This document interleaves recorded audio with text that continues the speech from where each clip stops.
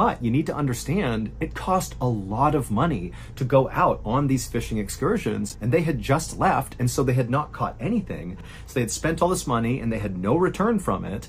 And these fishermen were not wealthy. In fact, honestly, they needed the money from this trip just to provide for their families. And so after some pretty awkward deliberation, the crew decided that, you know what, we got to stay out here and fish.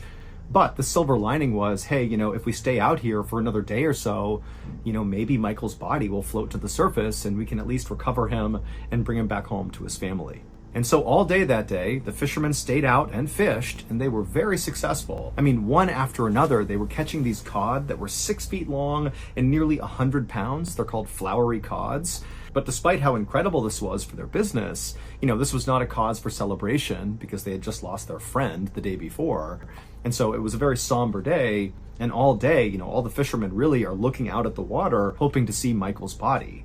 But, by the end of that 24 hours of fishing, they didn't see any sign of Michael. And so they packed everything in and they headed back to port. They sold off all of their cod that they had bought. And then each of the fishermen went back to their families and grieved the loss of their friend.